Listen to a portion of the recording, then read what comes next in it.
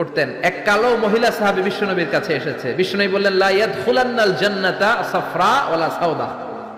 তুমি তো কালো নারী, কোনো কালো নারী তো জান্নাতে যাবে না। মহিলা দিলেন চিৎকার। বিপদের কথা শুনলে মহিলাদের কান্নাকাটি আছে না নাই? আড়াই ওরাতে আছে না নাই? মহিলাদের অন্তর নরম, এজন্য বিশ্বনবী বলেছেন মহিলারা কবরের সামনে যে জিয়ারত করবে না। কারণ কবরের সামনে গেলে বলবে, আমারে ফালাইয়া গেল গো, কই গেল রে, আমারে লইয়া যাও রে। কান্নাকাটি আছে না নাই? গড়াগড়ি খায়, নিজের জামা নিজে ছিঁড়ে ফেলে, নিজের গালে নিজে থাপ্পড় মারে, এরকম নারী আছে না নাই? এজন্য মহিলারা ঘর থেকে দোয়া করবে, পুরুষেরা কবরস্থানে ঢুকে কবরের সামনে দাঁড়িয়ে দোয়া করবে, ঠিক কি না? বিশ্বনবী বললেন, লা ইয়াদখুলুল জান্নাতা সাফরা ওয়ালা সাওদা। কালো নারী, মেটে রঙের নারী জান্নাতে যাবে না। মহিলা কান্না শুরু করে দিল। মহিলা বলল, নবী আপনি বলেছেন আল মারআতু ইযা সাল্লাত খামসাহা, কোন নারী যদি নামাজ পড়ে, ওয়া সামাত শাহরাহা, যদি রোজা রাখে, আতাআত বালাহা, স্বামীর আনুগত্য করে, হাফিজাত ফুরুজাহা, লজ্জাস্থানের হেফাজত করে, কোন নারী যদি এই চারটা কাজ করে, তার জন্য 8টা জান্নাতের দরজা খুলে দেয় কে? ও নবী, আমি তো 4টাই করি, কালো হওয়ার কারণে কি আমি জান্নাতে যাব না? এটা কেমন কথা? বিশ্বনবী বললেন, কেঁদো না, তুমি যখন জান্নাতে যাবা এরকম কালো থাকবা নাকি? তুমি তো পূর্ণিমার চাঁদের মতো হয়ে জান্নাতে ঢুকবা। তুমি যখন জান্নাতে ঢুকবে, তোমার ঐশ্বরিয়া রায়ের মতো সুন্দরী করে দিবে কে? তুমি বিশ্ব সুন্দরী হবা। তখন কি তুমি কালো থাকবা? মহিলা আবার খুশি হয়ে গেল, কারণ সুবহানাল্লাহ। বিশ্বনবী সাহাবাদেরকে নিয়ে খেজুর খাচ্ছেন। সবাই খেজুর খেয়ে খেজুরের বিচি সামনে রাখে। বিশ্বনবী খেজুর খেয়ে বিচি সামনে রাখে না, পাশে ওনার মেয়ের জামাই আলী, আলীর বিচি সামনে রাখে। খাওয়ার পরে সবার সামনে বিচি সমান, নবীর সামনে কোনো বিচি নাই, আলীর সামনে বিচি বেশি। বিশ্বনবী বললেন, মান মিন্না আকসারু মুতানাওয়ালান আর-রতাবা, চলো তো গুনি কার সামনে কতটা খেজুরের বিচি। খেজুরকে আরবিতে বলে আর-রতাব। খেজুরের যে কত আরবি আছে আপনি কল্পনাই করতে পারবেন না। উট আরব দেশে বেশি, তাই উটের আরবি আছে 400টা। খেজুর হয় বেশি, খেজুরের আরবি আছে 100 খানিক। আমরা শুধু ওটের আরবি জানি কি, জামাল, বাঈর, নাকা, এগুলো 400টা আরবি কাব্যগ্রন্থ পড়লে আপনি 400টা পাবেন ওটের আরবি। তেমনি খেজুরকে আমরা জানি তামার। সৌদি আরব, মিশরে তামার বললে চিনবেই না, বলতে হবে বালাহ। আতি কিলো বালাহ, 1 কেজি বালাহ দেন। বালাহ মানে খেজুর, তামার মানে খেজুর, রতাব মানে খেজুর। কোরআনে আছে রতাবান জানিয়া। মারিয়াম যখন সাইয়েদনা ঈসা আলাইহিস সালামকে প্রসব করলে, তার করলো কে? এই জন্য যে সমস্ত নারীরা পেটের মধ্যে বাচ্চা আছে, সন্তান সম্ভবা, তারা খেজুর খাবেন। বাচ্চারে সুস্থ রাখবে কে? আবার মক্কায় মদিনাতে নতুন বাচ্চা জন্ম নিলে বিশ্বনবী বাচ্চার কাছে যে খেজুর খেয়ে খেজুর মিশ্রিত বিশ্বনবীর মুখের লালা বাচ্চার মুখে লাগিয়ে দিত। আল্লাহু আকবার। বিশ্বনবী সাহাবাদের বললেন, মান মিন্না আকসারু মুতানাওয়ালান আর-রতাবা, চলো কে বেশি রতাব খেয়েছে, মানে খেজুর খেয়েছে, গুনি। গুনতে শুরু করা হলো। সবচেয়ে বেশি দেখা গেল সাইয়েদনা আলীর সামনে। বিশ্বনবী বললেন, দেখো আল্লাহ কি খাদক জামাই আমাকে দিয়েছে। এমন খাইতে পারে, সবার সামনে বিচি কম, আলীর সামনে বিচি ডবল। এখন আলী কি বলবে? আলী বলে, আমার শ্বশুরও কম খাইতে পারে না। দেখো সবার সামনে বিচি আছে, আর আমার শ্বশুর বিশ্বনবীর সামনে কোনো বিচিই নাই, তার মানে খেজুর খাওয়ার সময় উনি বিচি সহ মেরে দিচ্ছে। তাহলে বিশ্বনবীর বিনোদন, সুস্থ বিনোদন, চিল্লায় বলেন ঠিক কিনা? আবার বিশ্বনবী বলতেন, উতিতু খামসান লাম ইয়াতাহুন্না নাবিয়্যুন ক্বাবলি, এমন 5টা জিনিস রব্বুল আলামিন আমাকে দিয়েছে, আমার আগে কোন নবীকে আল্লাহ এই 5টা জিনিস দেয় নাই। সুবহানাল্লাহ। 1 নম্বরে নুসিরতু বির-রু'বি মাসিরাতা শাহর, ভয় দিয়ে আল্লাহ আমারে সাহায্য করেছে। আমার ডানে বায়ে সামনে পেছনে 1 মাসের রাস্তার মধ্যে যদি কোনো কাফেরের আন্ডা বাচ্চা থাকে, আমার ভয়ে তাদের অন্তরে ধুকধুকানি বাড়ায় দেয় কে? নবী যেখানে অবস্থান করতেন, তার ডানে বায়ে সামনে পেছনে 1 মাসের এরিয়ার মধ্যে যদি কোনো কাফির থাকতো, মুশরিক থাকতো, বিষ্ণবীর ভয়ে ঘুমের মধ্যে লাফ দিয়ে উঠত। আল্লাহু আকবার। 2 নম্বরে বিশ্বনবী বললেন, জুইলাত লিয়াল আরদু কুল্লুহা মাসজিদান ওয়া তাহুরা, আমার জন্য আল্লাহ গোটা বিশ্বটাকে মসজিদ বানিয়ে দিয়েছে। গোটা বিশ্বটা মসজিদ। মসজিদ মানে মাকানুস সুজুদ, সিজদার জায়গা। যেখানেই সিজদা দেন কবুল করবে কে? নূহ আলাইহিস সালামের জামানায় যে কোনো জায়গায় নামাজ পড়লে কবুল হতো না, মসজিদে যেয়ে পড়া লাগতো। মুসা নবীর উম্মত মসজিদ ছাড়া নামাজ পড়লে কবুল হতো না, সিনাগগে যেয়ে পড়া লাগতো। ঈসা নবীর জামানায় ইবাদতখানায় যে পড়া লাগতো। কিন্তু আমরা যেইখানেই নামাজ পড়ি কবুল করে কে? আজকের এই প্যান্ডেলে যদি নামাজ পড়ি কবুল হবে কি হবে না? বাইতুল মুকাররমে হবে কি হবে না? শোলাকিয়ার ময়দানে কবুল হবে কি হবে না? বাজারে পড়লে হবে কি হবে না? নদীর উপরে নৌকায় পড়লে, প্লেনের ভেতরে বাতাসে পড়লে, মহাকাশে যে স্যাটেলাইট চ্যানেলের মধ্যেও যদি পড়ি সেখানেও কবুল করে নিবে কে? জমিনের যেই জায়গায় নামাজ পড়ো কবুল করে নেওয়া হবে। আবার বললেন পুরো জমিনটারে আল্লাহ আমার জন্য তহুর বানিয়ে দিলেন। ফাইল্লাম তাজিদু মাআন ফাতায়াম্মামু সাঈদান তাইয়্যিবা, নামাজের সময় যদি তোমরা ওজুর জন্য পানি না পাও তায়াম্মুম করলেও কবুল করবে কে? এই সব জায়গায় নামাজের অনুমতি আর তায়াম্মুম, এটা কোন নবীর ছিল না, এটা স্পেশালি আল্লাহ বিশ্ব নবীকে দিয়েছেন। সুবহানাল্লাহ। মা আয়েশাকে নিয়ে বিশ্বনবী বানুল মুস্তালাকের যুদ্ধ থেকে রওনা হলেন। প্রতিমধ্যে মা আয়েশার গলার স্বর্ণের হার চুরি হয়েছে কিংবা হারিয়ে গিয়েছে। মা আয়েশা কান্নাকাটি করলেন, আমার হার, আমার হার। মেয়েদের স্বর্ণ হারাইলে খবর আছে না নাই? গোটা দুনিয়া ভাঙ্গা গেল কিছু বলবে না, যদি স্বর্ণ একটা হারায় বাড়ি তামা তামা করে ফেলবে, ঠিক কিনা? কয় ঠিক, মানে অভিজ্ঞতা আছে অনেক। নারীরা স্বর্ণ পছন্দ করে, তো মা আয়েশা তো নারী, উনি বললেন নবী আমার স্বর্ণ হারিয়েছে। বিশ্বনবী বললেন কাফেলা থামাও, গলার হার খোঁজো। সবাই মিলে গলার হার খুঁজতে খুঁজতে মাগরিবের নামাজের সময় প্রায় শেষ হয়ে যায়। এবার সবাই মিলে আবু বকর রে বকে, তোমার মাইয়ার কারণে আজকে এই দশা। তোমার মেয়ে যদি গলার হারটা না হারাইতো তাহলে তো আমরা যেখানে পানি আছে ওইখানে পৌঁছে যেতাম, ওখানে নেমে অজু করে নামাজ পড়তাম। তোমার মেয়ের কারণে আজকে এই দশা, এখন সবার নামাজ কাজা, নবীর নামাজও কাজা। আল্লাহ বললেন খবরদার, এই মেয়েটারে গালি দিবি না, এই মেয়েকে গালি দেয়া যাবে না আয়েশার সম্মানে। আজকে আমি তায়াম্মুমের বিধান নাজিল করে দিলাম। ফাইল্লাম তাজিদু মাআন ফাতায়াম্মামু সাঈদান তাইয়্যিবা, কোথাও যদি ওজুর জন্য পানি না পাও মাটি দিয়ে তায়াম্মুম করো, কবুল করে নিবে কে? মা আয়েশা বলতেন আমাকে আল্লাহ এমন 5টা জিনিস দিয়েছেন বিশ্বনবীর কোনো বউকে আল্লাহ দেন নাই। এক নম্বরে আমি বিশ্বনবীর একমাত্র কুমারী বউ, বাকি বউগুলা ছিল বিধবা, এর আগে কয়েকটা করে বিয়ে হয়েছে, শুধু আমারই বিয়ে হয় নাই। সুবহানাল্লাহ। 2 নম্বরে আমি যখন শীতের রাতে নবীর সাথে এক লেপের নিচে ঘুমাতাম তখনও জিব্রাইল কোরআন নিয়ে নাজিল হয়ে যেত। অন্য বিবিদের সাথে যখন কোনো ঘরে এক খাটের মধ্যে শুয়ে থাকতো তখন কোনোদিন কোরআন নাজিল হয় নাই, শুধু মা আয়েশার সাথে যখন থাকতো তখন কোরআন নাজিল হতো। সুবহানাল্লাহ। আবার মা আয়েশা বলতেন আমার ঘরে বিশ্বনবীর কবর। আবার বিশ্বনবী যখন তার শেষ নিঃশ্বাসটা ত্যাগ করেছেন বিশ্বনবীর মাথাটা ছিল আমার কোলের উপরে। আবার বিশ্বনবী বলতেন ও দুনিয়ার মানুষেরা শোনো শোনো, ওযুর পানি না থাকলে যে তায়াম্মুম করে নামাজ পড়ো এটাও তোমরা আমার কারণে পেয়েছো। আল্লাহু আকবার। এজন্য বিশ্বনবী বলতেন জুইলাত লি আল আরদু কুল্লুহা মাসজিদান ওয়া তাহুরা, আমার জন্য গোটা বিশ্বটাকে নামাজের জায়গা আর ওযুর না থাকলে তায়াম্মুমের জায়গা বানিয়ে দিয়েছে কে? এরপরে বিশ্বনবী বলতেন উতিতু আশ-শাফাআহ, আমাকে শাফায়াতের মালিক করেছে কে? কিয়ামতের দিন সব নবীরা যখন বলবে ইয়া নাফসি ইয়া নাফসি, বিশ্বনবী বলবেন রব্বি হাবলি উম্মতি, ও আল্লাহ তুমি আমার উম্মতকে বাঁচাও, আমার উম্মতকে বাঁচাও। সুবহানাল্লাহ। এরপরে বিশ্বনবী বলেছেন ওয়া কানান নাবিয়্যু ইউবআসু ইলা কওমিহি খাসসা, দুনিয়ার সব নবীকে একটা নির্দিষ্ট বর্ডারে পাঠানো হয়েছে, নির্দিষ্ট এলাকার লোকের জন্য পাঠানো হয়েছে।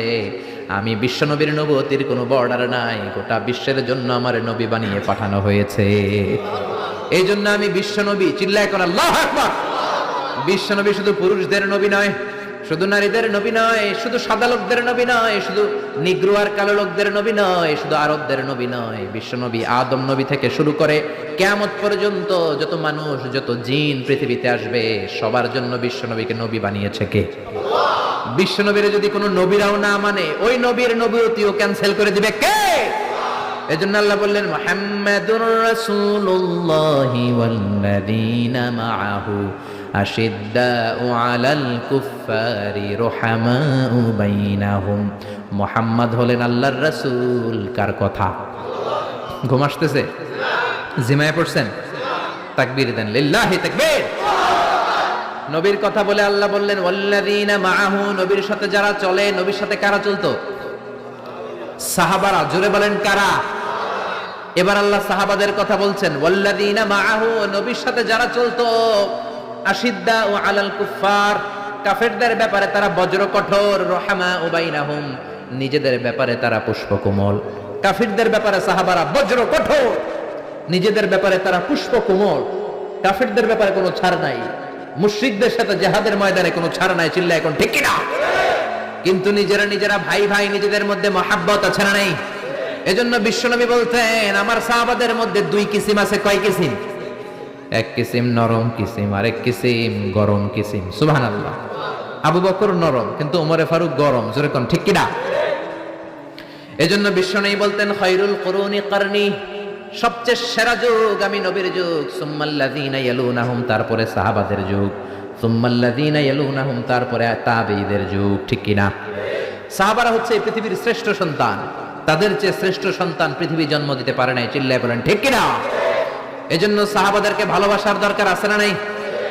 নাকি সাহাবীদেরকে গালি দিবেন, সাহাবীদেরকে ঘৃণা করবেন? সাহাবীদেরকে যদি গালি দেন, যদি ঘৃণা করেন, যদি সমালোচনা করেন, আপনার ঈমান থাকবে?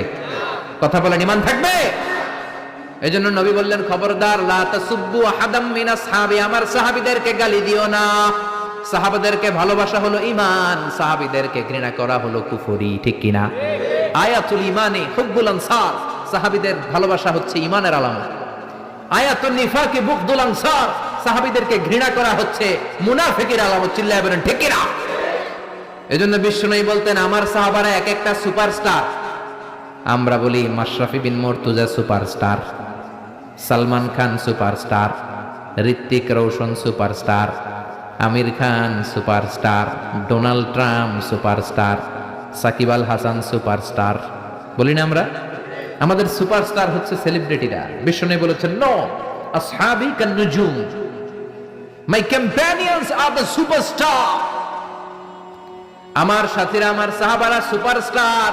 এই সুপারস্টারদেরকে মডেল বানাতে হবে। হলিউড বলিউডের নায়ক নায়িকার আমাদের মডেল নয়, আমাদের মডেল হলো সাহাবারা। কারা? আরো জোরে বলেন কারা? সাহাবারা আমাদের মডেল। এজন্য বিশ্বনবী বলতেন আরহামু উম্মতি বি উম্মতি আবু বকর, আমার সাহাবাদের মধ্যে সবচেয়ে নরম হৃদয়ের সাহাবা হলো আবু বকর। এক হাদিসে বিশ্বনবী 8 জন সাহাবীর 8টা গুণের কথা বললেন। জোরে বলেন কয়টা? 8 জন সাহাবীর 8টা গুণের কথা বললেন। তিরমিজির বর্ণনা, হাদিসটা সহিহ, সিলসিলাতুল হাদিস সাহিহার ভিতরেও এসেছে। বিশ্বনবী বললেন, খেয়াল করে বুঝবেন, আরহামু উম্মতি বি উম্মতি আবু বকর, এই উম্মতের মধ্যে সবচেয়ে নরম হৃদয়ের সাহাবী হলো আবু বকর।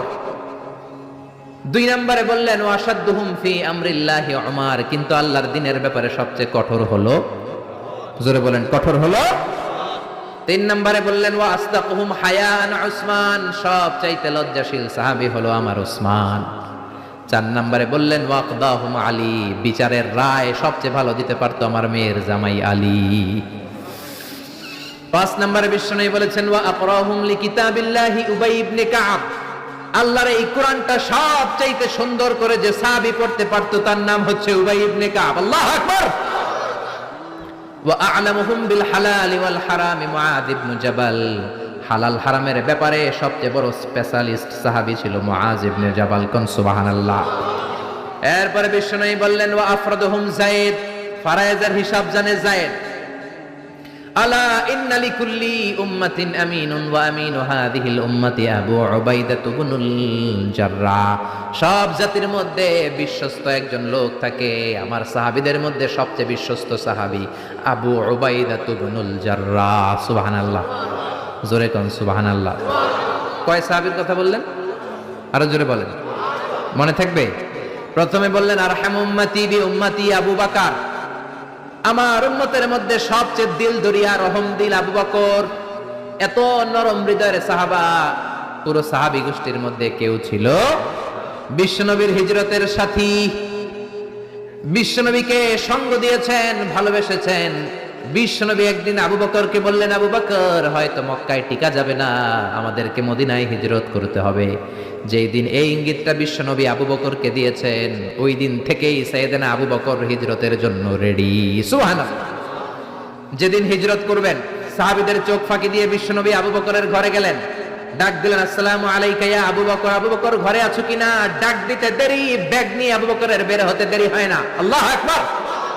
বিশ্বনবী বললেন আবু বকর, ডাক দিলাম, ব্যাগ নিয়ে রেডি হইলা, কখন ঘুমিয়েছো, কখন ঘুম থেকে উঠেছো, কখন হাত মুখ ধুইলা, কখন ফ্রেশ হইলা, কখন কাপড় গুছাইলা?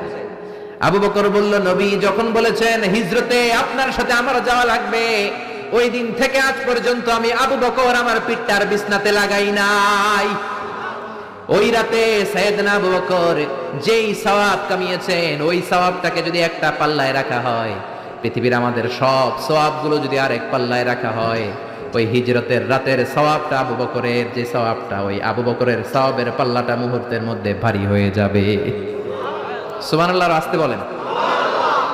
এত নরম হৃদয়ের সাহাবী ছিলেন আবু বকর, নামাজে দাঁড়ালে শুধু কাঁদতেন। এই জন্য অনেক সাহাবী ওনারে পছন্দ করতো না। বিশ্বনবীর ইন্তেকালের পরে বছর খানিক মসজিদে নববীতে যতদিন বেঁচে ছিলেন ইমামতি করেছেন। আল্লাহু আকবার বলে যখন আলহামদুলিল্লাহি রাব্বিল আলামিন, তখনই কান্নায় ভেঙে পড়তেন। তেলাওয়াত শুরু করলেই কাঁদতেন। হেরেম শরীফে যারা নামাজ পড়েছেন, শেখ আব্দুর রহমান আস-সুদাইস আযাবের আয়াতগুলো পড়ে যখন টান দেয়, মুসল্লিগুলো সহ্য করতে পারে না। উনি নিজেও তেলাওয়াত থামিয়ে কাঁদে, মুসল্লিরাও কাঁদে। হেরেমের চারদিকে কান্নার রোল পড়ে যায়, চিৎকারের রোল পড়ে যায়, শুধু কান্নার কান্না, শুধু কান্না। সাইয়েদনা আবু বকর যখন নামাজে দাঁড়াতেন শুধু কাঁদতেন। বুখারীর বর্ণনা, রজুলুন আসিফ, নরম হৃদয়ের লোক ছিলেন। আই রাকিকুল কলবি ওয়া সারিউল বুকা, এত অন্তর নরম, নামাজে দাঁড়ালেই কাঁদতেন। দিন দুনিয়ার কোনো হুঁশ তার থাকতো না। কিন্তু আমরা নামাজে দাঁড়ালে দিন দুনিয়ার খেলার হিসাব আছে না নাই? বাজারের খবর আছে না নাই? জি বাংলা আছে না নাই? সারা দিনে যেটা মনে পড়ে না, নামাজে দাঁড়ালেই ওটা মনে পড়ে, ঠিক কি না? আমরা নামাজে দাঁড়িয়ে এইভাবে শেয়ার বাজার বাড়লো না কমলো? সাকিব আল হাসান আউট হয়েছে না ছক্কা মারছে? কে জিতলো? কুমিল্লা জিতলো নাকি কি ভিক্টোরিয়ান্স, রয়টার্স মার্টার্স কি যেন আছে, আমি তো বুঝিও না অনেকগুলা। কে জিতলো কে হারলো? হিন্দি সিরিয়াল শুরু হলো নাকি আমার দল জিতলো না হারলো, এরকম টেনশন আছে না নাই? আর সাইয়েদনা আবু বকর যখন নামাজে দাঁড়াতেন, দাঁড় দাঁড় করে চোখের পানি দিয়ে দাড়ি ভিজে যেত, চোখের পানিতে দাড়ি ভিজে যেত। সাহাবারা বললেন, ও নবী, আমাদের নামাজে মন থাকে না। বিশ্বনবী বললেন, সল্লু সলাতা মুআদ্দিআ, বিদায়ী নামাজ পড়ো, মনে করবা আজকের নামাজটাই আমার জীবনের শেষ নামাজ, তাইলে তোমার মন আর কোনো দিকে ছুটবে। আজকে এখন বাজে 11টা, যদি বলা হয় রাত 2টার দিকে আপনার মরণ, খুশ থাকবে? সবাই মাহফিল থেকে দিবেন দৌড়, আমার মরণ 2টার দিকে। আহা, 2টার দিকে মরণ। জীবনের কোনো গ্যারান্টি নাই। যদি আপনার বলেই দেয়া হয় 2টার দিকে আপনার মরণ, এখন তুমি 2 রাকাত নামাজ পড়ো, এটাই শেষ নামাজ, ওই দিনের নামাজটা আপনি কত সুন্দর করে পড়বেন। আহা, ওই দিন আপনি কত সুন্দর করে ওযু বানাবেন, ওই দিন আতর মাইখা একেবারে আতর আলী হয়ে যাবেন, ওই দিন পাঞ্জাবি পড়বেন, ওই দিন যায় নামাজে দাঁড়াবেন, ওই দিন আপনার নামাজে কোনো তাড়াহুড়ো নাই, ঠিক কিনা? ওই দিনের রুকুটা আপনার জীবনের সব চাইতে শ্রেষ্ঠ রুকু হবে। ওই দিনের সেজদাটা আপনার জীবনের শ্রেষ্ঠতম সেজদা হবে। ওই দিনে সেজদায় যে চোখের পানি দিয়ে আপনি যায় নামাজ ভিজায় দিবেন, এর কারণ আপনি নিশ্চিত, you are certain that you are going to die. আপনি রাত 3টার দিকে মারা যাচ্ছেন জানার কারণে আপনার নামাজে এত ভক্তি। আমরা যে মাহফিল শেষে বাড়িতে যেতে পারবো কোনো গ্যারান্টি আছে নাকি? আরো আধা ঘন্টা বাঁচবো, গ্যারান্টি আছে? শ্বাস যেটা ভেতরে নিলাম বের করতে পারবো, গ্যারান্টি আছে? তো তাইলে নামাজে যখন দাঁড়াই এটা ভাবতে সমস্যা কি যে এটাই আমার শেষ নামাজ? কারণ আমার তো কোনো গ্যারান্টি লেটার নাই। চিল্লায় বলেন ঠিক কি না? পারফর্ম দ্য সালাহ as if it's your last and final prayer. এমন ভাবে নামাজে দাঁড়াবেন যেন এটাই আপনার লাস্ট এন্ড ফাইনাল প্রেয়ার, এটাই আপনার শেষ নামাজ। এরপরে আর নামাজের সুযোগ হয়তো আমি নাও পেতে পারি, জোরে কোন ঠিক কি না? এই কথা যখন সাহাবারা শুনলেন, আর নামাজে নড়েও না চড়েও না। মরুভূমির মাঝখানে যখন সাহাবারা দাঁড়াতেন, আকাশের পাখিগুলো খেজুর গাছ মনে করে সাহাবাদের মাথায় এসে বসে যেত। সুবহানাল্লাহ, বাড়িতে যে পাখিগুলো মনে করতো এগুলো মরুভূমির মাঝখানের খেজুর গাছ, মাথায় এসে বসে যেত। আর আমরা নামাজের মধ্যে দাঁড়ালে আমাদের কোনো খেয়াল থাকে না, আমাদের এদিকে সামনে ডানে বায়ে নজর যায়, ঘড়ির দিকে তাকায়, অনেকে আছে না নাই? নামাজের পর আবার এমনি তাকায়। হাদিসে এসেছে আপনার নজর যখন একবার নামাজ ছাড়া অন্যদিকে দেন, আল্লাহ বলে আকবিল, বান্দা ফিরে আয়। আবার যখন ডানে নজর দেন, আল্লাহ বলে ফিরে আয়। আবার যখন ইমাম সাহেবের দিকে এমনি তাকান, আল্লাহ কয় ফিরে আয়। 3 বার নজর দেওয়ার পরে আবার যখন ডানে বায়ে নজর দেন, আল্লাহ বলে লা হাজাতা লি ইলা সলাতিক, তোর এই নামাজের কোনো দরকার আমি আল্লাহর নাই, এই নামাজের কোনো দরকার নাই। এজন্য সালাত পড়তে হবে আর অন্তরে ভয় থাকতে হবে কার? قد أفلح المؤمنون الذين هم في صلاتهم خاشعون। আবু বকর তাই করতেন। কানা রাজুল আসিফ, নামাজে দাঁড়ালে দর দর করে কেঁদে কেঁদে দাড়িগুলো ভিজায় দিতেন। আল্লাহু আকবার। এজন্য বিশ্বনবী বলতেন আরহামু উম্মতি বি উম্মতি আবু বকর, আমার উম্মতের মধ্যে সবচেয়ে নরম হৃদয়ের হলো আবু বকর। 2 নম্বরে বিশ্বনবী বললেন ওয়াশাদ্দুহুম ফি আমরিল্লাহি উমর, আর আল্লাহর দ্বীনের ব্যাপারে সবচেয়ে কঠোর সাহাবী হলো উমর। সবচেয়ে কঠোর কে? এজন্য বিশ্বনবী বলতেন আমার পরে নবী নাই, আমার পরে কোনো রাসূল নাই, তবে কেউ যদি নবী হতো আমার ওমর নবী হতো।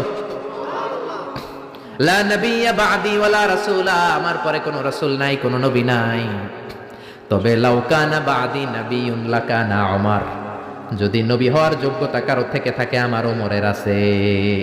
প্রভু তুমি বলেছ রাসূল দেবে না, বলনি দেবে না ওমর, বলনি দেবে না হামজা তারিক, খালিদ বিজয়ী সমর। প্রভু তুমি বলেছ রাসূল দেবে না। আল্লাহু আকবার। এই ওমরের মতো যদি লাঠির বাড়ি দেওয়া যেত, উনি নামাজেও লাঠি নিয়ে দাঁড়াতেন। আমাদের ইমাম সাহেবরা কেবলামুখী, আর পিছন থেকে একামত দেয় আল্লাহু আকবার আল্লাহু আকবার, আশহাদু আল্লা ইলাহা ইল্লাল্লাহ, আশহাদু আন্না মুহাম্মাদার রাসূলুল্লাহ, হাইয়া আলাস সালাতি হাইয়া আলাল ফালাহ, قد قامت الصلاة قد قامت الصلاة, আল্লাহু আকবার আল্লাহু আকবার, লা ইলাহা ইল্লাল্লাহ, আল্লাহু আকবার। সৌদি স্টাইলে একটু একামত শোনাই দিলাম। আমরা তো 2 বাক্যে বলি, আর 1 বাক্যেই বলে। ইমাম সাহেব কিবলামুখী হয়ে দাঁড়ায় আর মুয়াজ্জিন একামত দেয়। ওমরের সুন্নাত, বিশ্বনবীর সুন্নাত এটা ছিল না। ওমরে ফারুক মুসল্লিদের দিকে হয়ে দাঁড়াতেন। ওমরে ফারুকের হাতে থাকতো একটা লাঠি, যার কাতার বাঁকা, লাঠির দিয়ে পায়ের উপরে বাড়ি আছে না নাই, এইরকম বাড়ি মেরে মেরে যদি সোজা করা যেত কাতারে গ্যাপ থাকতো না। বিশ্বনবী বলতেন ওয়াসাদুল খালাল, হাযু বাইনাল মানাকিবি ওয়াল আকদাম, এইটার সাথে ওইটা মিলাও। এই সাহাবী তার কাঁধের সাথে এই সাহাবীর কাঁধ মেলাতো, এই সাহাবীর কাঁধের সাথে এই সাহাবীর কাঁধ মেলাতো, এই সাহাবীর ডান পায়ের সাথে ওই সাহাবীর বাম পা, এই সাহাবীর বাম পায়ের সাথে ওই সাহাবীর ডান পা। বুনিয়ানুম মারসুস, সীসা ঢালা প্রাচীরের মতো। নবীরে কেউ অ্যাটাক করতে আসলেও যেন আধা ঘন্টা লাগে এই প্রাচীর ভাঙ্গা আসতে। জোরে কোন ঠিক কিনা? এই জন্য সাহাবীদের জামা সবার আগে এদিক দিয়ে ছিটতো, ধাক্কাধাক্কির কারণে নামাজে টাইট হয়ে তারা দাঁড়াতো। সাইয়েদনা ওমরে ফারুক লাঠি দিয়ে কাতার সোজা করে দিতেন। কারো যদি কাতার বাঁকা হতো লাঠি দিয়ে মারতেন, এই সোজা করো। এই জন্য লাঠিরও দরকার আছে না নাই? আবু বকরের মতো নরম হৃদয়ের সাহাবা যেমনি দরকার, ওমরের মতো গরম 2-1টারও দরকার আছে না নাই? আমরা সারা জীবন ওয়াজ করলে আপনারা নামাজি হবেন না, এটা জানি। যাদের নসিব ভালো 2-4 জন হবেন, বেশিরভাগই বেনামাজি। আমি সারা জীবন যদি মাদক নিয়ে ওয়াজ করি, গাঞ্জা খাওয়া বন্ধ হবে? কিন্তু প্রধানমন্ত্রী যদি বলে কালকে থেকে কেউ যদি ইয়াবা টানে, জাগার মধ্যে ওর পিঠের মধ্যে 100 বেত, 10,000 টাকা জরিমানা, 10 বছরের জেল। ইয়াবা বাবা পাওয়া যাবে? আর গাঞ্জা বাবা থাকবে? বাংলাদেশ থেকে গাঞ্জা নাই। প্রধানমন্ত্রী যদি বলে নামাজ না পড়লে 10,000 টাকা জরিমানা, 1 ওয়াক্ত ছাড়বি 10,000 টাকা দিবি, বাংলাদেশের সব মানুষ মুসল্লি হয়ে যাবে। এজন্য বিশ্বনবী বলতেন ইন্নাল্লাহা লা ইয়াযা'ু বিল কুরআন, আল্লাহ কোরআন দিয়ে যেটা সমাজে করান না, ইয়াযা'ু বিস সুলতান, এটা ক্ষমতা দিয়ে করান। ঠিক কি না? প্রধানমন্ত্রী ক্ষমতার মসনদ থেকে মাইরের ঘোষণা দিবে, আর আমরা ওয়াজ করে যান। ওয়াজ আর মাইরের সমন্বয়ে ইসলাম কায়েম করবে কে? শুধু ওয়াজ দিয়ে ইসলাম কায়েম হবে? ওমরে ফারুক তাই করতেন, লাঠি দিতেন, লাঠি দিয়ে সোজা করে দিতেন। এজন্য শয়তান ওনারে ভয় পেত। বিশ্বনবী বলেন ওয়াল্লাযী নাফসি বিয়াদিহি, যে আল্লাহর হাতে আমার আত্মা, ওমর ওই আল্লাহর কসম করে বলি, মা সালাকা আশ-শাইতানু সালিকান ফাজ্জান ইল্লা সালাকা ফাজ্জান গায়রা ফাজ্জিক, তোমার যদি ইবলিস কোন রাস্তা দিয়ে আসতে দেখে, ইবলিসের বাপের কিরা, ইবলিস ওই রাস্তা থুইয়া আরেক রাস্তা দিয়ে হাঁটে।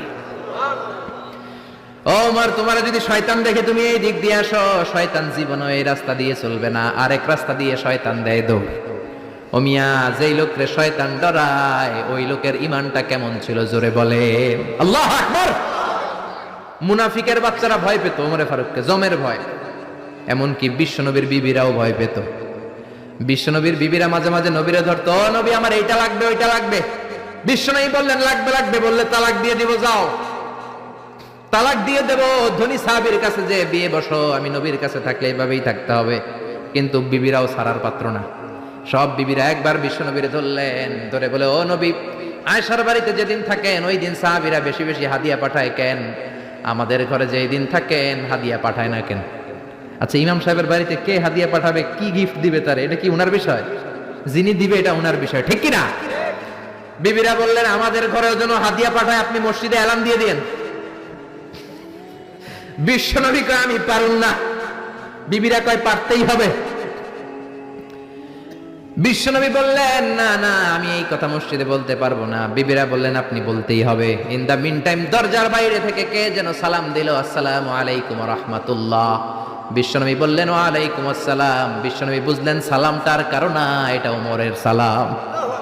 বিশ্বনবী সালামের উত্তর দিয়া বিবিদের দিকে তাকায় দেখে একটা বিবিও নাই, সব অন্দরমহলে দৌড়। সুবহানাল্লাহ কইবেন না? এই ভয়টা কিন্তু আবার ডাকাত দেখলে যেই ভয় ওইটা না, এটাকে আরবিতে বলে হাইবাত। হাইবাত ওমর, ওমরের হাইবাত এমন ছিল, শয়তান ভয় পেত, মুনাফিকরা জমের মতো ভয় পেত। আমাদের মা উম্মুল মুমিনিন বিশ্বনবীর বিবিরা ওমরেরকে ভয় পেত। সুবহানাল্লাহ। আমরা বাচ্চারা যদি না খায়, খেতে চায় না, আমার এক মেয়ে ছোট্ট খেতে চায় না, গল্প বলে খাওয়াই, আমি এদিক দিয়ে খাওয়াইলে ওদিকে দৌড়, এদিক দিয়ে ধরলে ওদিকে দৌড়। আপনাদের ছেলে মেয়েদের একই অবস্থা, বাচ্চারা খেতে চায় না, ঘুমাতে চায় না। তখন আমরা বলি ঘুমাও না হলে বাঘ আসবে, বাঘ, বিড়াল আসবে, বিড়াল। আপনারা কি করেন? আরে ওরাতে হ্যাঁ বিলাই, বিলাই আইব, কুত্তা আইব। আমরা বলি কুকুর আসবে, বিড়াল আসবে, ঘুমাও ঘুমাও। বাচ্চারা তখন ভয়ে ঘুমায়। ওমরে ফারুক যখন মদিনার গভর্নর, মদিনার প্রেসিডেন্ট, মদিনার মায়েরা বিড়াল আর বাঘের ভয় দেখাতো না। বাচ্চারা যখন মদিনাতে খেতে চাইতো না, ঘুমাতে চাইতো না, মদিনার মায়েরা বলতো তাড়াতাড়ি ঘুমাও, ওই যে ওমর আসতেছে, ওমর। চিৎকার করে পড়েন আল্লাহু আকবার। সবার জন্য সমান নীতি। 10 বছরে গোটা বিশ্বের অর্ধেক ক্যাপচার, পৃথিবীর অর্ধেকটা ক্যাপচার করলেন সাইয়েদনা ওমর। নিজ হাতে পিটিয়ে নিজের ছেলেকে বেহুশ করেছেন, আরেক বর্ণনায় আছে পিটিয়ে ছেলেটাকে নিহত করেছেন। যদি বর্ণনাটা দাঈফ, কিন্তু আমাদের জন্য শিক্ষা আছে বর্ণনা। হঠাৎ একবার ঘরে ঢুকলেন, ওই ছেলের নাম ছিল আবু শাহমা, মূল নাম আব্দুর রহমান। ওনার বিখ্যাত যে ছেলে আব্দুল্লাহ ইবনে ওমর, উনি আরেকজন। আরেক ছেলে ছিল আব্দুর রহমান, মারুফুন বিআবি শাহমা, সবাই তারে ডাকতো আবু শাহমা বলে। একদিন ঘরে ঢুকে দেখে মদের গন্ধ পাওয়া যায়। আবু শাহমারে বললেন ইয়া আবা শাহমা আশারিবতা খামরান, মদ খাইছস? কয় না আব্বা, শারিবতু নাবিজান, নাবিজ খেয়েছি। খেয়াল রাখবেন মদ হারাম, মদ খেলে আসিবেন, কিন্তু নাবিজ খাওয়া হালাল। নাবিজ হচ্ছে আরব দেশেরা খায়, সাদা দুধের মধ্যে রাতে শক্ত খুরমা যদি 5টা ফেলে রাখেন, সকালে ওইটা দেখবেন দুধের রং আর সাদা নাই, খুরমার রস টেনে দুধটা লাল হয়ে গেছে। এটা খেলে স্বাস্থ্যের জন্য আরব দেশে খুব ভালো, কিন্তু এটা রাতে ভিজাইলে সকালেই খাইতে হবে। এটা যদি 3 দিন রেখে দেন, 4 দিন রেখে দেন, এটা তারির মতো মদ হয়ে যাবে, মাতলামি হবে, খাওয়া যাবে না। ওমরের ছেলে ওই মজাটা নেয়ার জন্য 4 দিন ভিজায় রাখছে, তারপরে নাবিজ নামক মদ খেয়েছে। ওমর বললেন মদ খাইছস নাকি? আবু শামা বলে খাই নাই। ওমর বললেন তাআলা ইলা, এদিকে ইফতাহ ফামাক, মুখ খোলো। মুখ খোলার পরে গন্ধ নিয়ে দেখে নাবিজ মাখানো মদের গন্ধ পাওয়া যায়। কোনো কথা নাই, কলারটা ধরলেন, টানতে টানতে মসজিদে নববীর বারান্দার পিলারে নিয়ে বাঁধলেন। জোরের আজান হলো, নামাজ পড়লেন। নামাজের পরে সালাম ফিরালেন। সালাম ফেরানোর পরে বললেন মাকানাকুম ইনদানা হাদ। নামাজের পরে সুন্নত পরে সবাই বসবেন, একটা বিচার আছে। এই গুরুদণ্ড, এটাকে আরবিতে বলে হাদ, প্লুরাল হচ্ছে হুদুদ। সবাই যখন ওযু করে ঢুকতেছিল, বারান্দায় দেখে ওমরের ছেলে বাধা। সবার চিন্তা, হায় হায় কি ঘটনা ঘটলো, প্রেসিডেন্টের ছেলে পিলারের মধ্যে বাধা কেন? নামাজের পরে হাজার হাজার সাহাবী সবাই বলল খলিফা কি হয়েছে? মালআম, হোয়াট হ্যাপেন্ড? ওমরে ফারুক বললেন এটাই নাবিজ খেয়েছে, তবে এটা মদ হয়ে গেছিল, এখন আশীর্বাদ দিব। কানা ঘুষা, হাজার হাজার সাহাবী। কেউ কেউ বলল খলিফার ছেলে তো মনে হয় মারবে না, ধমক দিয়ে ছেড়ে দিবে। এরকম কিছু বিচার দেশে আছে না নাই? মিলায় দেয়, ঘুষ খায়া ছাইরা দেয়। এমপির পোলা হইলে 7 খুন মাফ, চিল্লা এখন ঠিক না? কেউ বলে না ওমর সারার পাত্র না, তবে 80টা মারবে না, 40টা দিবে অ্যাটলিস্ট। কয়টা? ওমর ফারুক চেয়ারে বসলেন, হাজার হাজার মানুষ, পিন পতন, নীরবতা। জল্লাদরে বললেন হাতি জিলদ মিন বাইতুল মাল, বাইতুল মালের ঘর থেকে খেজুর গাছের চামড়া দিয়ে বানানো বড় সাইজের একটা চাবুক আন, সবচেয়ে বড় টানবি। সবচেয়ে বড় টানা হলো। এবার ওমরে ফারুক বললেন ইবদা বিসমিল্লাহ, শুরু কর আল্লাহর নামে। সাইয়েদনা ওমর ফারুকের সামনে দাঁড়িয়ে জল্লাদ মারবে 80টা বাড়ি। মারতে শুরু করেছে ওয়াহিদ, ইসনাইন, তালাতা, 3 বারই মারার পরে ওমরে ফারুক জল্লাদকে দিলেন এক থাপ্পড়। 3 হাত দূরে যে পড়লো জল্লাদ, জল্লাদের হাত থেকে চাবুক তুলে ধমক দিলেন, তুই কি চাবুক মারস নাকি চাকরি বাঁচাস? আস্তে মারলি কেন? আসলে আস্তে মারে নাই, দেহের যত জোর ছিল, ওমরের হুকুম তামিল করবে না এরকম জল্লাদ মদিনায় ছিল না, জোরে কোন ঠিক কিনা? যত জোর ছিল তত জোরে মেরেছে, কিন্তু ওমরের পছন্দ হয় নাই। ওমর বললেন, ইনদাকা তালাতা ইনদি ওয়াহিদ, তোর হিসাবে 3টা, আমার হিসাবে মায়ের হইছে 1টা। আমি 2 নাম্বার থেকে শুরু করব। 2 3 মারতেছে কে? মদিনাতে উনারসে পালোয়ান আর কেউ নাই। এক একটা বাড়ির আঘাতে ওমরের ছেলে আবু শামা চিৎকার করে কাঁদে। এক একটা বাড়িতে চামড়া ছিঁড়ে যায়, রক্তগুলো ছোপ ছোপ করে নববীর দেয়ালের মধ্যে লাগে। ছোট্ট ছেলেটা ডেকে বলে, আব্বা আমারে মাফ করে দাও, আর জীবনে মদ খাবো না। সাইয়েদনা ওমরের পাষাণ হৃদয় নরম হয় না, কারণ আসাদুহুম ফি আমরিল্লাহি ওমর, আল্লাহর দিনের ব্যাপারে সবচেয়ে কড়া, কোনো ছাড় নাই। এক একটা চাবুক মারে, লোকজন কেঁপে কেঁপে ওঠে। 10টা 15টা মারার পরে ছেলে বেহুশ, পানি দেওয়ার পরে আবার হুশ, আবার মারা শুরু করা হলো। 30টা মারার পরে আবার বেহুশ। এইবার আবু শাহামার মা ওমরের বউ এসে ওমরের পা ধরে ডেকে বলে, ওমর তোমার পায়ে ধরে ক্ষমা চাই, আমার কলিজার টুকরা বাজানটারে তুমি মেরে দিও না। 80টা বেত মারতে হবে, মেরেছ 30টা, আর মারবা 50টা। যাও ওমর, প্রতিটা বেতের বাড়ির বিনিময়ে আমি আবু শাহামার মা একটা করে ওট আল্লাহর রাস্তায় সদকা করে দেব। ওমর বলে, না আবু শাহামার মা, এটা আল্লাহর আইন, গোটা দুনিয়াটা দিলেও একটা চাবুকের বাড়ি থেকে ওরা কেউ বাঁচাতে পারবে না। মারতে লাগলেন, আবার পানি দিয়ে আবার হুশ।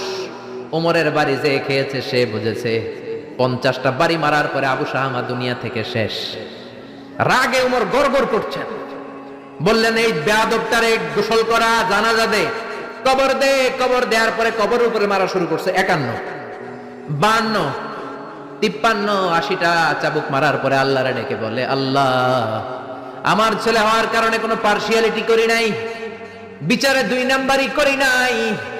80টা গুনে গুনে বেত মেরেছি, দেহে যত শক্তি ছিল ততগুলো মেরেছি।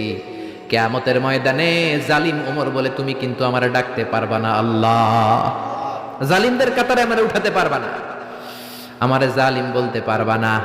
ওইরকম ওমরের দরকার আছে না নাই? ওই ওমরের লাঠির বাড়ি যদি থাকতো, দেশটারে মদিনা বানায় দিত কে?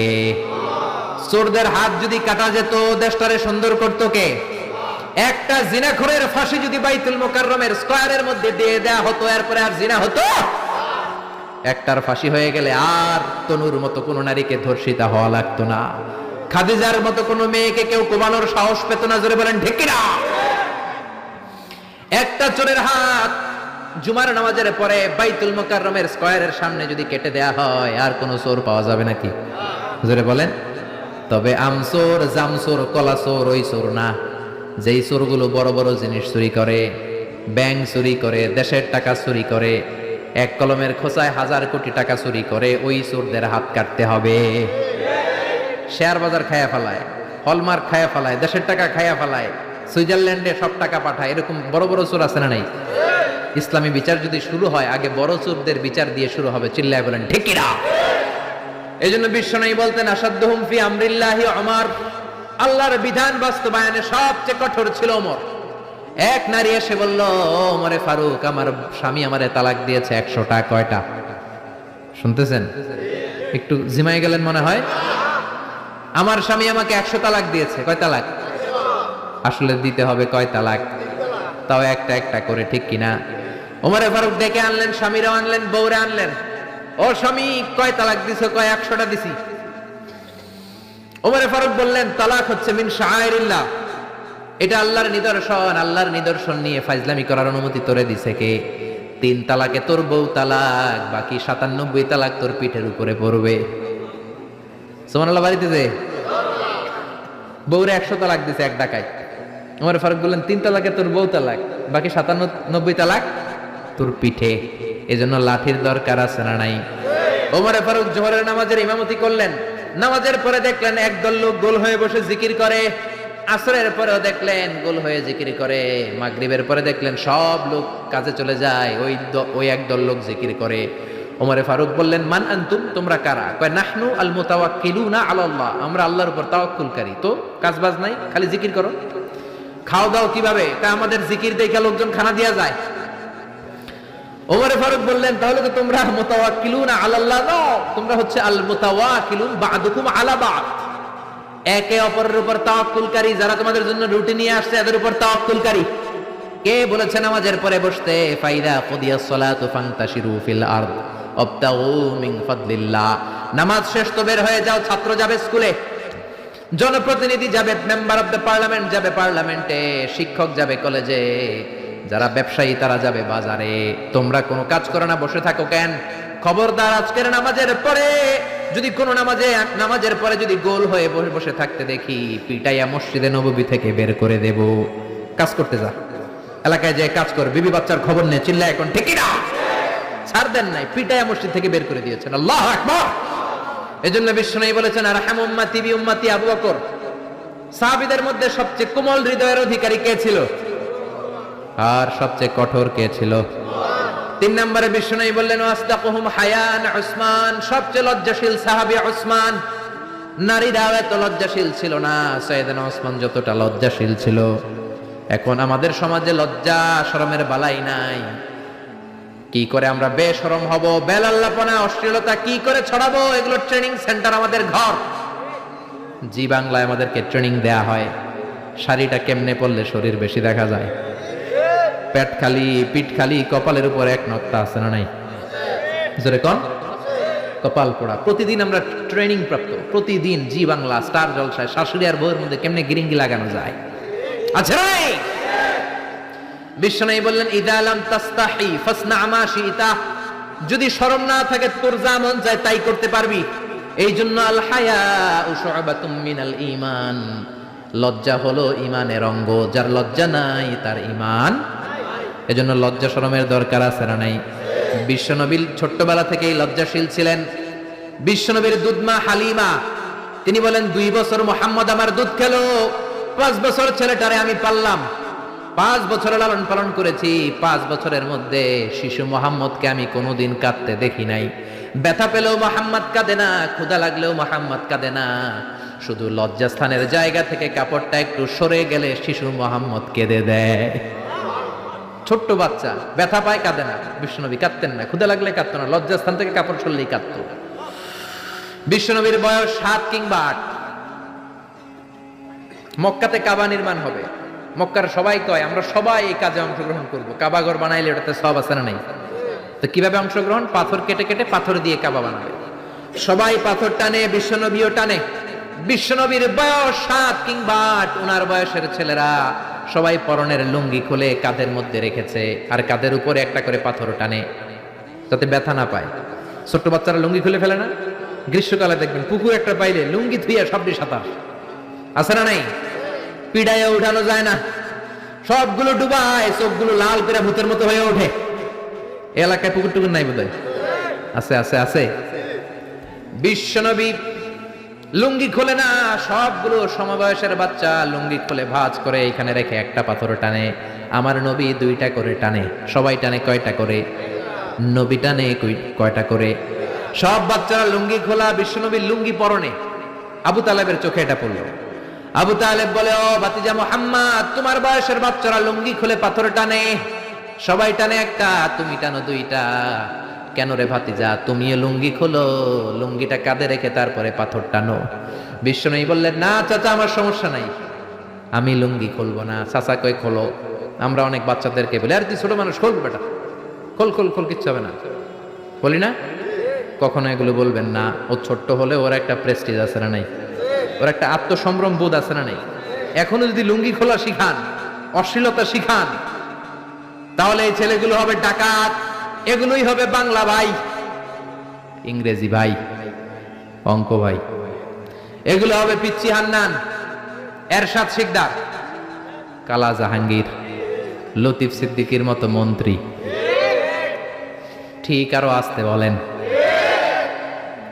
এখন থেকে যদি লাজুকতা শিখান, ভদ্রতা শিখান, কোরআন শিখান, তাহলে এই ছেলেগুলো বড় আলেম হবে, মুফাসসিরে কোরআন হবে, এই ছেলেগুলো হাফেজ জাকারিয়ার মতো হবে। ফজলে রাব্বি আদলের মতো হবে, বড় বড় ইমাম হবে, মুফাসসির হবে। চিল্লায় বলেন ঠিক কিনা? চাচা বলে মোহাম্মদ লুঙ্গি খোলো। আরে ছোট মানুষ খোলো। বিশ্বনবী বলে না আমি ছোট হতে পারি কিন্তু লুঙ্গি খুলবো না, আমার কোনো সমস্যা নাই। চাচাকে আরে খোলো মিয়া বলে লুঙ্গির গোছা ধরে টান দিছে। টান দিতে দেরি, মুহূর্তের মধ্যে বিশ্বনবী বেহুশ হয়ে জমিনে পড়ে যায়। বিশ্বনবীর জীবদ্দশায় পৃথিবীর কোন মানুষ বিশ্বনবীর লজ্জাস্থান দেখে? জোরে বলেন দেখে? এজন্য খবরদার, তোমার বোনের পেট পিঠ খালি থাকতে পারবে না, কপালে এক নোকতা থাকতে পারবে। তোমার বোন বললেই তুমি তারে পাখি ড্রেস কিনে দিতে পারবা না, লেহেঙ্গা 2 পিস 3 পিস কিনে দিতে পারবা না। তুমি যদি এগুলো আদরের বোনকে কিনে দাও, আল্লাহর সুপ্রিম কোর্টের কাঠ গড়াতে তোমারও আসামি করে দাঁড় করাবে কে? বাবা খবরদার, মেয়েদের সব আবদার পূরণ করবেন না। হেজাব পরানো শিখান, বোরকা পরানো শিখান। একটা মেয়ে যখন বোরকা পরে রাস্তায় বের হয়, মনে হয় জান্নাতের হুর দুনিয়ায় এসেছে। একটা মেয়ের সৌন্দর্য তো হেজাবে, সৌন্দর্য তো বোরকার ভেতরে, সৌন্দর্য তো পর্দার ভেতরে। চিল্লা এখন ঠিক না? আবার কিছু নানি আছে বয়স 90, উনি হাত মোজা পা মোজা, আর সাথে 16 বছরের 18 বয়সের নাতনিরে নিয়ে বের হইছে। এমন দৃশ্য এলাকার সব পোলারা পিছনে পিছনে লাইন ধরে আছে না নাই? মায়ের বয়স 60, হাত মোজা পা মোজা। আপনি হাত মোজা পরছেন কেন? আপনি তো অল্প কাপড় পরে বেরোলেও কোনো সমস্যা নাই। আপনি তো এক্সপায়ার্ড, আপনার ডেট এক্সপায়ার্ড, ঠিক কিনা? আপনার দিকে তাকাবে না সুন্দরী সুরুষী অষ্টাদশী মায়াবিনী কাজল কালো চোখ মেঘ কালো কেশ আপনার ওই নাতনির দিকে লুলুপ দৃষ্টি দিয়ে বখাটে গুলো তাকাবে, ঠিক কিনা?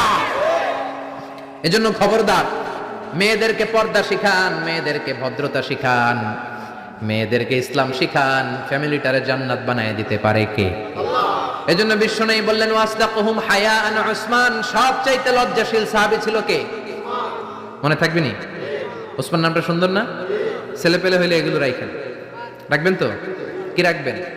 কি অদ্ভুত অদ্ভুত নাম রাখে। এক লোক অনেকদিন পরে ভাতিজারে দেখতে আসছে বাসায়, ঢাকাতে, গ্রামের সবজি টবজি নিয়ে গেছে।